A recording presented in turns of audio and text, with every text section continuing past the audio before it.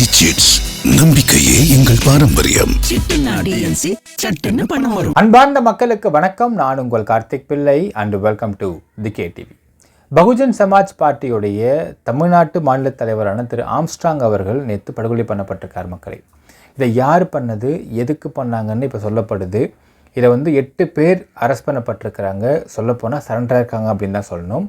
ஏன் சரண்டர் ஆனாங்க? இதுக்கு பின்னாடி ஆருத்ரா நிறுவனத்துடைய ஒரு கட்ட பஞ்சாயத்து இருந்திருக்கிறதா, அதே மாதிரி ஆர்காட் சுரேஷ் மரணம் இருக்கிறதா, இதை எந்த மாதிரி ஸ்கெட்ச் போட்டு பண்ணியிருக்கிறாங்க, ஒரு ஆட்டோக்காரரை வச்சு எப்படி இதை கண்காணிச்சிருக்கிறாங்க, எல்லாத்த பற்றியும் டீட்டெயில்டாக பார்க்க போகிறோம் இந்த பதிவில்.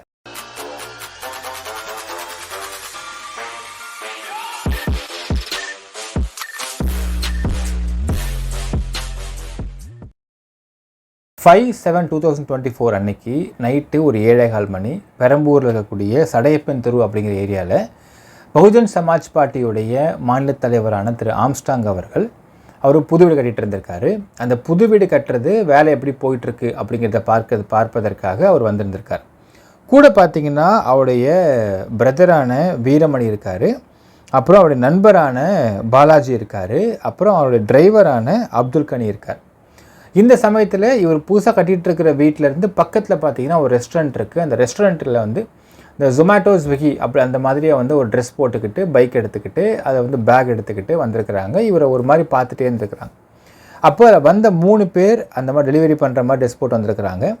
இவர் ஒரு மாதிரி பார்த்துட்டு சஸ்பிஷியஸாக பார்த்துட்டே இருந்தவொடனே இதை பார்க்குறது, ஃபோன் இப்படி பேசுகிறது, பார்க்குறது, ஃபோன் பேசுகிறது, ஒரு மாதிரி பண்ணிட்டு இருந்தவொடனே இதை அவங்க தரப்பில் உள்ள அவருடைய பிரதர் வீரமணி பார்த்துருக்காருன்னு தகவல் கிடைக்குது. அந்த வீரமணி அவர் டக்குன்னு ஒரு பையனை கூப்பிட்டே, தம்பி இங்கே வாப்பா, என்ன நீ ஒரு மாதிரி எங்கே பார்க்குற, ஃபோன் பேச எங்கே பார்க்குற, என்ன ஒரு மாதிரி சஸ்பிஷியஸாக இருக்குது, யார் நீ அப்படின்னு கேட்டவுடனே டக்குன்னு அவன் டே வாங்கடா அப்படின்னு ஒரு கத்தி இவர் சுதாரிக்கிறதுக்குள்ளே பின்னாடி இருந்து ஒரு 6 பேர் உள்ளே ஜம்ப் பண்ணியிருக்காங்க. ஜம்ப் பண்ணி அவருடைய ஆம்ஸ்ட்ராங் அவருடைய பின் தலை வெட்டியிருக்காங்களா மக்களே. இவங்களும் அந்த பேக்குள்ளேருந்து கத்தி எடுத்து அவர் சரம் மாதிரியாக வெட்டியிருக்காங்க அப்படிங்கிற தகவல். கூட இருந்த திரு வீரமணி, பாலாஜி, அப்துல் கனி 3 பேருக்கும் வெட்டு விழுந்திருக்கு. பட் இவங்க 3 பேரையும் சாகடிக்கலை.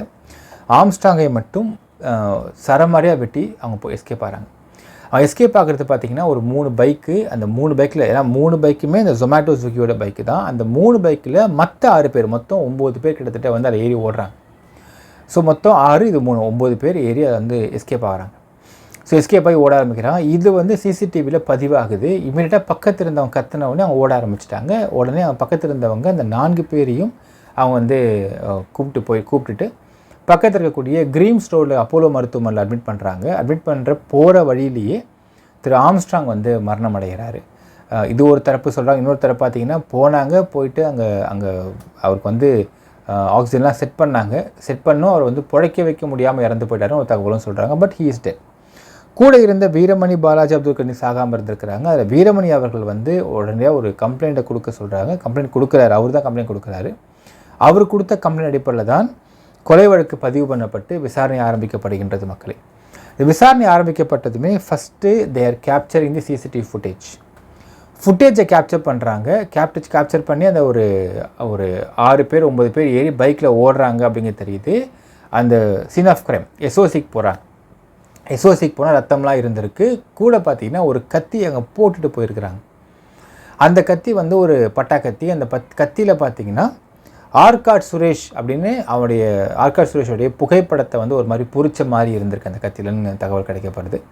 ஸோ இமிடியட்டாக இதை பார்த்துட்டு இது ஆர்காட் சுரேஷ் சம்மந்தப்பட்ட ஆள் பண்ணியிருக்க வாய்ப்பு இருக்கின்றதா அப்படின்னு போலீஸ் இன்வெஸ்டிகேஷன் பண்ணிருக்கிறாங்க. இன்னொரு பக்கம் பார்த்திங்கன்னா அந்த இருக்கக்கூடிய செல்ஃபோன் டவர் லொக்கேஷன் செக் பண்ணிருக்கிற சமயத்திலேயே வித்தின் 4 hours ஆஃப் டைமில் அண்ணாநகர் காவல் நிலையத்தில் ஒரு 8 பேர் போய் சரண்டர் ஆகிறாங்க. இது மாதிரி நாங்கள் கொலை பண்ணிட்டோம், ஆம்ஸ்ட்ராங் சரண்டர் ஆகிறாங்க. இது காவல்துறை அந்த 8 பேர் எடுத்து விசாரிக்கிறாங்க. விசாரிக்க என்ன தெரிய வருதுன்னு பார்த்தீங்கன்னா, ஆகஸ்ட் மாதம் 2023 18ஆம் தேதி எக்மோர் நீதிமன்றத்தில் ஒரு முக்கியமான வழக்கு. இந்த வழக்கை முடிக்கிறது ஆர்காட் சுரேஷ். இந்த ஆர்காட் சுரேஷோட பின்புலம் பார்த்திங்கன்னா மக்களே, வேலூர் மாவட்டம் ஆற்காடில் புன்னை அப்படிங்கிற கிராமத்தை சேர்ந்தவர் தான் இந்த ஆர்காட் சுரேஷ். இவர் மேலே 30க்கும் மேற்பட்ட வழக்கு இருக்குது. அதில் பல ராபரி, கொலை வழக்கு அப்படின்னு பல வழக்கு அவர் மேலே இருக்கின்றது. இந்த மாதிரி சந்தர்ப்பத்தில் அவர் மேலே தமிழ்நாட்டிலையும் வழக்கு இருக்குது, ஆந்திராலையும் வழக்கு இருக்குது. அவருடைய மேஜரான விஷயம் பார்த்தா கட்ட பஞ்சாயத்து பண்ணுறது தான் மேஜரான விஷயம். அதில் வந்து கொலை பண்ணுறதும் அவருடைய மேஜரான ஒரு இதாக இருந்திருக்கின்றது. ஸோ அதனால் அவர் மேலே வழக்கு இருக்கின்றது. அப்படி ஒரு சந்தர்ப்பத்தில் பார்த்தீங்கன்னா 2023 ஆகஸ்ட் 18ஆம் தேதி எக்மோர் நீதிமன்றத்தில் ஒரு வழக்குக்காக வந்திருக்காரு. வந்து இந்த வழக்கு நீதிமன்றத்தில் வந்து அப்பியர் ஆகிட்டு அதை முடிச்சுட்டு ஆர்காட் சுரேஷும் அவருடைய க்ளோஸ் ஃப்ரெண்டான புளியந்தோப்பு மாதவன் 2 பேரும் வந்து மெரினா கடற்கரை பட்னப்பாக்கத்து மெரினா பீச்சில் உட்காந்துட்டு ட்ரிங்க்ஸ் பண்ணிட்டு வந்திருக்காங்க. அப்போது ஆட்டோவில் வந்த ஒரு முகம் தெரியாத நபர்கள் வந்து அவரை சரமாரியாக வெட்டுறாங்க. வெட்டுறதில் ஆர்காட் சுரேஷ் வந்து ஸ்பாட்லேயே இறந்து போயிடுறாரு. புளியந்தோப்பு மாதவன் மட்டும் கொஞ்சம் மூச்சு பிடிச்சிக்கிட்டு இருக்கு. அவர் தான் கம்ப்ளைண்ட் கொடுக்குறார். கம்ப்ளைண்ட் கொடுத்தவொடனே அடுத்த ஒரு 5 மாதத்துக்குள்ளே ஜனவரி 2024 வந்து புளியந்தோப்பு மாதவனும் கொல்லப்படுகிறார். ஸோ இப்படி ஒரு கொலை சம்பவம் நடக்குது. இதற்கு சம்பவத்துக்கு பின்புலம் என்ன அப்படின்ற பார்க்குறதுக்கு முன்னாடி இந்த சம்பவத்தை தொடர்ந்து ஒரு 11 பேர் அரெஸ்ட் பண்ணி அவரை வந்து ரிமாண்ட் பண்ணி விசாரிச்சுட்டு இருக்கிறாங்க போலீஸ். இப்போது இவருடைய பின்புலம் என்ன அப்படின்னு பார்க்குறப்போ அந்த சமயத்தில் இந்த ஆருத்ரா கோல்டு நிறுவனம் அப்படிங்கிற ஒரு நிறுவனம் வந்து மக்களை ஏமாற்றிட்டாங்க அப்படின்ட்டு ஒரு மிகப்பெரிய சர்ச்சை ஏற்பட்டது. அந்த சர்ச்சையில் அவங்க அந்த ஆருத்ரா கோல்டில் பணம் போட்டவர்களுக்காக கட்ட பஞ்சாயத்து பண்ணி அந்த பணத்தை வாங்கி கொடுக்கின்ற வேலையை வந்து இறங்கியிருந்திருக்காரு திரு ஆம்ஸ்ட்ராங் அவர்கள். ஆம்ஸ்ட்ராங் சன் ஆஃப் கிருஷ்ணன், 58 வயது அவர். அப்போ இறங்கிட்டு இருந்த சமயத்தில் இந்த ஆருத்ரா நிறுவனத்துக்கு பக்கபலமாக இருக்கக்கூடிய நபர் வந்து இந்த ஆர்காட் சுரேஷ் அப்படின்ற ஒரு தகவல் தெரிஞ்சவொடனே ஆர்காட் சுரேஷுக்கும் ஆம்ஸ்ட்ராமுக்கும் ஒரு நேரடி மோதல் ஏற்பட்டதாக ஒரு தகவல் கிடைக்கப்படுகிறது. அது நேரடி மோதலில் என்ன மாற்றி பேசிக்கிட்டாங்க, என்ன பண்ணாங்க அப்படிங்கிறது தெரியல மக்கள். அது இன்னும் வெளிவராத தகவலாக இருக்கின்றது. அந்த சமயத்தில் இந்த ஆர்காட் சுரேஷ் சென்னை பக்கம் வர எப்போ பார்த்துக்கிட்டு இருந்து ஸ்கெட்சு போட்டு அவர் தூக்கிட்டாங்க அப்படிங்கிறத நீங்கள் கிடைக்கப்படுகின்ற முக்கியமான தகவல். ஜனவரி மாதம், அதாவது ஆகஸ்ட் 2023 18 வந்து ஆர்காட் சுரேஷ் கொல்லப்படுகிறார். அவர் கூட இருந்த புளியந்தோப்பு மாதவன் வந்து ஜான் 2024 கொல்லப்படுகிறார். நேற்று, அதாவது 5/7/2024 அப்படிங்கிறது இந்த ஆர்காட் சுரேஷுடைய பிறந்த நாள் அப்படிங்கிறது தெரிய வருது. அந்த பிறந்தநாள் அன்னைக்கு அது அடுத்த இறந்த நாள், அது ஆகஸ்ட் 2024 வந்துச்சுன்னா 18 வந்தால் அது ஃபஸ்ட்டு டெத்து வந்துடும், ஆனிவர்சரி வந்துடும். அடுத்த வருஷம் ஆர்காட் சுரேஷ் இறந்த நாளைக்குள்ளே இதுக்கு காரணமாக இருந்த ஆம்ஸ்ட்ராங்கை கொலை பண்ணோம் அப்படிங்கிறதே கங்கணம் கட்டிக்கிட்டு நாங்கள் கொலை பண்ணோம் அப்படின்ற ஒரு வாக்குமூலத்தை அண்ணாநகர் காவல் நிலையத்தில் சரணடைந்த அந்த 8 பேரில் ஒருவரான ஆர்காட் சுரேஷுடைய தம்பியான ஆர்காடு பாலு அப்படிங்கிற கொடுத்த வாக்குமூலம் பரபரப்பை ஏற்படுத்துகின்றது மக்களை. So it's pre planned cold blooded மர்டர்னு தெளிவாக தெரியுது. இப்போ இதுக்கு யாருப்பா ஹெல்ப் பண்ணியிருக்கா? ஏன்னா இப்போ அவர் எங்கே வராருன்னு ஒருத்தவங்க வேவு பார்த்துருக்கணும். அது யார் பண்ணா அப்படின்றத விசாரித்து பார்க்கும்பொழுது திருவேங்கடம் அப்படின்னு சொல்லக்கூடிய ஒரு ஆட்டோ டிரைவர் 1 வார காலமாக வேவு பார்த்துட்டு இருந்திருக்கிறார் அப்படிங்கிற தகவலும் கிடைக்கப்படுகின்றது. எப்போ வருவார், எத்தனை மணிக்கு வருவார், ஏன்னா புது வீடு கட்டிகிட்டு இருக்காரு பெரம்பூரில் சடையப்பன் ஸ்ட்ரீட்டில்.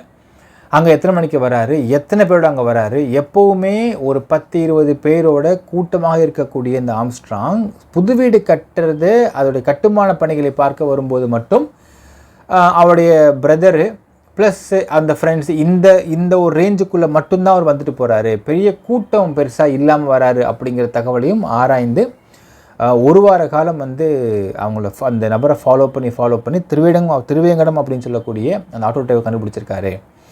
அவர் தான் இதை வந்து ஸ்பை ஒர்க் பண்ணிவிட்டு இதை வந்து ஸ்கெட்ச் போடுறதுக்கு ஹெல்ப் பண்ணிருக்காருன்ற தகவலும் வெளியாகின்றது மக்களே. இப்போது இந்த திரு ஆம்ஸ்ட்ராங் அவர்களை பற்றி நீங்கள் வீடியோ பார்க்கும்போது தெரியும்.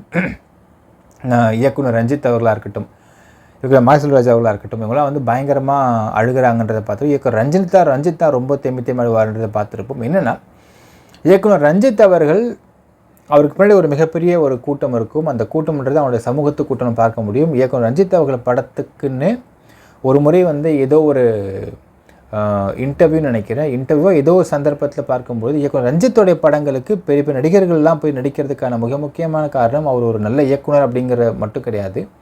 அவருக்கு பின்னாடி ஒரு சமூகத்துடைய கூட்டம் கட்டமைக்கப்பட்டிருக்கின்ற சமூகத்தின் கூட்டத்தின் காரணமாக இந்த படத்தை ஓட வைக்கிறதுக்கு தமிழ்நாடு முழுக்க அவங்க வேலை பார்ப்பாங்க அப்படிங்கிற ஒரு விஷயம்லாம் வெளியாச்சு. ஒரு கடத்தை பரபரப்பாக ஆச்சு. அந்த சமயத்தில் பார்த்திங்கன்னா ரஜினிகாந்த் வந்து ஏன் ரஞ்சித் படத்தில் நடிக்கிறாரு அப்படிங்கிற ஒரு சர்ச்சை ஏற்பட்ட பொழுது இதெல்லாம் ஒரு காரணமாக சொல்லப்பட்டதுன்னு ஒரு சர்ச்சை ஏற்படுத்த சமயத்தில் மக்களே. அந்த கூட்டம் வேறு எதுவுமே இல்லை, இந்த ஆம்ஸ்ட்ராங் அவர்களின் கூட்டம் தான் அப்படிங்கிறதே நம்ம தெளிவுபடுத்துகிறது. ஆம்ஸ்ட்ராங் அவர்கள் தான் ரஞ்சித் வந்து ஒரு இயக்குனராக மேலே வருவதற்கு மிக ஹெல்ப் பண்ணியிருக்காரு அப்படிங்கிற ஒரு தகவலும் வெளியாகுது. அதே மாதிரி இந்த ஃபீல்ட் ஆஃப் ஆர்ட்ஸ்ன்னு சொல்லக்கூடிய அந்த வரைகிறது, யார் நல்லா வரைகிறாங்க, முக்கியமாக நார்த் சென்னை பக்கம் போனால் மக்கள் நிறைய பேர் நல்லா வரைவாங்க. ஸோ வரைகிறது, இல்லை இந்த மாதிரி பாடுறது, இல்லை இந்த மாதிரி டான்ஸ் ஆடுறது, இந்த மாதிரி இயக்குனர் ஃபிலிம் மேக்கிங்கில் இருக்கவங்கெல்லாம் வந்து ஆம்ஸ்ட்ராங் ஹெல்ப் பண்ணியிருந்து அவங்க முன்னேற்றுவதற்கு ஹெல்ப் பண்ணியிருக்காரு அப்படிங்கிறது ஒரு கூடுதல் தகவல், நல்ல விஷயம். ஆனால் எப்படி ஒரு திரு ஆம்ஸ்ட்ராங் அவர்களுக்கு வந்து இப்படி கலைக்கு வந்து முக்கியத்துவம் கொடுக்குறாரு, ரஞ்சித் இயக்குனரை வந்து வளர்த்து விட்டுருக்காரு, இந்த மாதிரி சில விஷயங்கள் நல்ல விஷயங்கள் அவருக்கு இருந்தாலும் திரு ஆம்ஸ்ட்ராங் அவர்கள் ஒரு academic wise he is a lawyer. ஆனால் occupation wise what is he அப்படின்னு பார்க்குறப்போ ஆம்ஸ்ட்ராங் அவர்கள் அவருடைய மிக முக்கியமான ஒரு ப்ரொஃபஷனே அந்த இடத்துல பார்த்திங்கன்னா கட்ட பஞ்சாயத்து பண்ணுறது தான். ஸோ அவர் கிட்டத்தட்ட 4000 பேருக்கு மேலே வந்து படிப்பு கொடுத்துருக்காரு. அந்த ஏரியாவில் இருக்கக்கூடிய பல நபர்களை வக்கீலுக்கு படிக்க வச்சிருக்காரு அப்படிங்கிறது நல்ல விஷயமாக பார்க்கலாம். ஆனால் அதற்கு உள்ள ஒரு அரசியல் இருக்கின்றதை பார்க்கணும். அவங்க ஒரு விஷயம் பாருங்கள் மக்களே, ரீசெண்டாக அவங்களுடைய பணிப்பெண் வந்து ஒரு பேட்டி கொடுத்துருக்காங்க, அதை பார்த்தா தெரியும். எப்போவுமே 10 பேர் கூட இருக்கிறவர் எப்படி தனியாக போனாருன்றதை ஸ்கெட்சு போட்டு பண்ணியிருக்காங்க அப்படிங்கிற வருத்தத்தோடு பதிவிட்டிருக்காங்க அவங்க. இதுதான் கிரவுண்ட் ரியாலிட்டி. எப்போவுமே ஒரு விஷயம் பார்க்கணும் மக்களே, திரு ஆம்ஸ்ட்ராங் அவர்களுக்கு எங்கிருந்து சோர்ஸ் ஆஃப் இன்கம் வருகிறது? தமிழ்நாட்டை பொறுத்தளவுக்கு பகுஜன் சமாஜ் பார்ட்டி அப்படிங்கிறது ஒரு மிகப்பெரிய ஸ்ட்ராங்கான பார்ட்டி கிடையாது. திரு மாயாவதி அவர்களை எத்தனை பேருக்கு தமிழ்நாட்டில் தெரியும் அப்படின்றத பார்த்தால் அது வந்து ஒரு சென்ட்ரல் ஒரு நார்த்தன் பேஸாக உள்ள ஒரு பார்ட்டி. அதுக்கு தமிழ்நாட்டில் வந்து ஒரு மாநில அளவில் ஒரு அலுவலகம் இருக்கின்றது அப்படிங்கிறது வந்து உங்களுக்கு ஒரு ரேரான கேஸ் மாதிரி தான். ஸோ அப்படி இருக்கும் பட்சத்தில் திரு ஆம்ஸ்ட்ராங் மாநில தலைவராக இருக்காருன்றது நல்ல விஷயம். ஆனால் இங்கே ஒரு ஸ்ட்ராங்கான பார்ட்டியாகவோ இல்லை ஒரு எம்எல்ஏவோ இல்லை ஒரு எம்பியோ இல்லை வந்து ஒரு நல்ல ஒரு மக்கள் பிரதிநிதிகள் இல்லாத ஒரு பார்ட்டி தான் பகுஜன் சமாஜின் பார்ட்டி தமிழ்நாட்டை பொறுத்தளவுக்கு. ஆனால் இத்தனை பேரை படிக்க வைக்கிறாரு அவர், இத்தனை பேருக்கு வந்து வாழ்க்கை கொடுத்துருக்காரு அவர் அப்படிங்கிறதுக்கெல்லாம் எங்கிருந்து அவர்களுக்கு சோர்ஸ் ஆஃப் இன்கம் கிடைக்கிது அப்படின்னு பார்த்தீங்கன்னா அது source of income is nothing but கட்ட பஞ்சாயத்து. ஸோ எந்த அளவுக்கு அவருக்கு வந்து இன்றைக்கி பாசிட்டிவான ஆஸ்பெக்ட்ஸில் மட்டும் சில பேர் பேசுகிறாங்களோ அந்த அளவுக்கு அந்த ஆம்ஸ்ட்ராங் அவருக்கு நெகட்டிவ் ஆஸ்பெக்டும் இருக்கின்றது. கட்ட பஞ்சாயத்து பண்ணுறது, ரவுடிசம் பண்ணுறது, இதெல்லாம் அவருடைய source of income, revenue generation அங்கேருந்து தான் வருகிறது. இப்போது ஆறுதல் நிறுவனத்தை கூட எடுத்துக்கங்களேன். இப்போ இந்த ஆறுதல் நிறுவனத்தில் வந்து பணத்தை வாங்கி கொடுக்கறதா கட்ட பஞ்சாயத்து பண்ணதா சொல்கிறாங்க. பட் இது நமக்கு எந்த அளவுக்கு உண்மை அப்படிங்கிறது இன்னும் அடுத்த விசாரணை தெரிய வரும் மக்களே. பட் இது மட்டும் இல்லாமல் நிறைய இடங்களில் கட்ட பஞ்சாயத்து பண்ணி தான் அவர் வருமானம் சம்பாரிச்சிட்டு இருந்திருக்காரு அப்படிங்கிறதும் இங்கே வந்து ஒரு வெளிப்படையான உண்மைன்னு சொல்லலாம். இப்போ யோசிச்சு பாருங்களேன், கட்ட பஞ்சாயத்து பண்ணியிருக்காரு ஆறுதலா கிட்டன்றதை வச்சுக்கலாமே, நல்ல விஷயத்துக்கு பண்ணிருக்காருன்னே வச்சுக்கலாமே. அதில் இந்த ஆர்காட் சுரேஷ் அப்படிங்கிற நபர் வந்து பிரச்சனை பண்ணிருக்காருன்னே வச்சுக்கலாமே. அப்போது ஆர்காட் சுரேஷை கொலை பண்ணுறதுக்குன்னு ஒரு ஆள் அனுப்பி கொலை பண்ண வச்சது இவர் தான் அப்படிங்கிறது உண்மையானால் அப்போது எப்படி ஆம்ஸ்ட்ராங் அவர்களை மட்டும் நல்லவர் நம்ம சொல்கிற முடியும் அப்படிங்கிற கேள்வி இருக்குது. கொலை பண்ணியிருக்காரு, உயிரை கொண்டிருக்காரு, அடுத்தது அதுக்கு சாட்சியாகவும் பிரைம் விட்னஸ் அண்ட் கம்ப்ளைண்ட்டாக இருக்கக்கூடிய புளியந்தோப்பு மாதவனை கொலை பண்ணியிருக்காரு அப்படின்னால் ஏன்னால் இந்த வழக்கு இப்படி தான் வருகிறது. இப்படி வரும் பட்சத்தில் அவரும் அவர் டீம் தான் கொலை பண்ணியிருக்காங்க அப்படின்னால் அப்போ அவர் உருவாக்குகிறது என்னது? இதுமாதிரி நல்லா படிப்பா, ரவுடிசம் பண்ணாத, எதுவும் பண்ணாத, நீ படிச்சுட்டு நீ உன் ப்ரொஃபஷனை மட்டும் பார்த்துக்கிட்டு அப்படின்னு அவர் எங்கேயும் விடலையே. திரு காமராஜர் அவர்கள் பல ஏழை மாணவிகளுக்கு கல்வி கொடுத்தார். அவர்கிட்ட போய் கேட்குறாங்களாம் ஒரு வாட்டி, ஐயா அது மாதிரி உங்களை வச்சு ஒரு படம் பண்ண ஆசைப்பட்றேன் ஐயா. அப்படியே ஐயா அப்படின்னாராம். அதுக்கு வந்து ஒன்றும் இல்லைங்கய்யா, அரசுக்கிட்ட இருந்து எனக்கு இந்த அளவுக்கு நிதி ஒன்று கிடச்சா நல்லாயிருக்கும். நீ அடப்பாவி இவ்வளோ அமௌண்ட் நீ சொல்கிறியா, இதை வச்சா நான் ஒரு 50 வருடம் கட்டுவேன்னு சொன்னார் அவர். என்னை வச்சு படம் பண்ணுறதுக்கு அரசுக்கிட்ட நிதி கேட்டு நீ வந்திருக்கிற, ஆனால் இவ்வளோ நிதி என்னை கேட்குற அரசுக்கிட்ட இருந்து இந்த காசு என்கிட்ட இருந்தால் நான் ஒரு 50 வருடம் கட்டி விட்டுருவோனே. 50 ஸ்கூல் அப்படிங்கிறது எத்தனை பேரை உருவாக்குமே அப்படின்ற வார்த்தையை சொன்னவர் தான் காமராஜர் அவர்கள். காமராஜர் என்றைக்குமே அவர் பின்னாடி ஒரு பெரிய கூட்டத்தை வச்சுக்கிட்டோ இல்லை கட்டப்பஞ்சத்தை போய் பண்ணது கிடையாது. திரு ஆம்ஸ்ட்ராங் அவர்கள் இத்தனை பேரை வக்கீலுக்கு படிக்க வச்சுருக்காரு அப்படிங்கிறது அதுக்கு பின்னாடியும் ஒரு அரசியலும் ஒரு தேவையும் ஒரு விதமான சுய தேவையும் இருக்கின்றது அப்படிங்கிறதையும் நீங்கள் பார்க்க வேண்டும் மக்களே.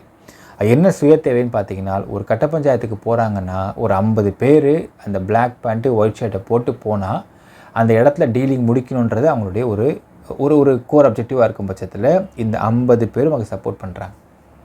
இதுதான் அதோடைய சோல் சாராம்சம். ஸோ இப்படி இருக்கும் பட்சத்தில் இவருடைய ஒரு பகுதி படிக்க வச்சார் அப்படின்னா, படிக்க வச்சு உன் வாழ்க்கையை நீ பார்த்துக்க தம்பின்னு அவர் விடலை. அதை வச்சு அவர் ஆதாயம் பார்க்குறாரு. ஸோ அவர் ஆதாயம் பார்ப்பதற்கு இது பண்ணியிருக்காரு அப்படிங்கிறத நீங்கள் பார்க்க வேண்டும் மக்களே. இது என்னன்னா இதோட முடிய போகிறது கிடையாது. இப்போ இந்த ஆற்காடு பாலு அப்படிங்கிற நபர் அரெஸ்ட் ஆகியிருக்கார். இன்றைக்கி ஈவினிங் வந்து இப்போ நைட் நம்ம பேசிகிட்டு இந்த சமயத்தில் பார்த்தீங்கன்னா குறைந்தபட்சம் எக்மோர் கோர்ட்டுக்கு போய் ரிமாண்ட் பண்ணுறாங்க. ரிமாண்ட் பண்ணதுக்கு பிறகு அந்த 8 பேரும் உள்ளே தான் இருக்கணும். சப்போஸ் அவர்கள் பெயிலில் வெளியே வந்தாலோ இல்லை இதை சார்ஜ் ஷீட்டு போடப்பட்டு அவங்க பரோலில் வெளியே வந்தாலோ எப்போ வரான்றதை காத்துக்கிட்டு இருந்து அடுத்தது அவங்கள கொள்றதுக்குன்னு ஒரு கூட்டம் இங்கே உருவாக்கி கிடக்கும்.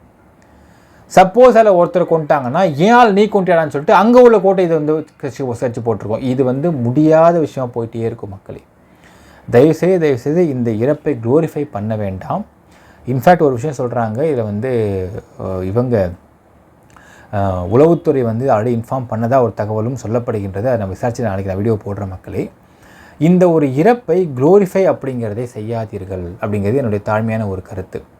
ஏனால் கத்தியை எடுத்தவனும் சரி கத்தி எடுக்க சொன்னவனும் சரி அவனுக்கு கத்தியால் தான் சாவு அப்படிங்கிறது நம்ம பழமொழி சொல்லுவாங்க.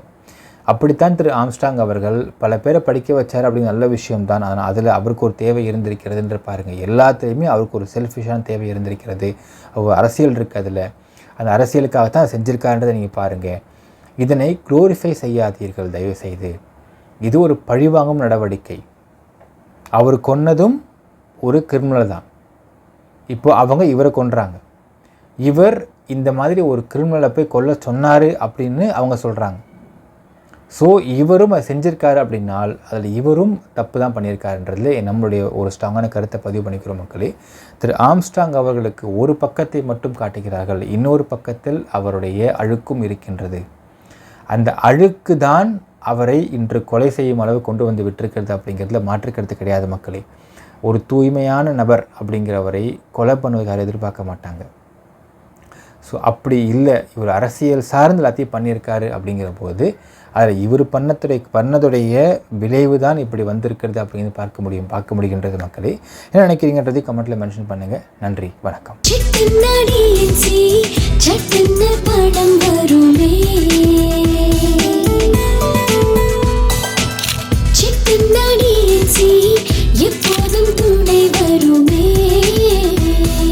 டிஎன்சி சிட்ஸ், நம்பிக்கையே எங்கள் பாரம்பரியம்.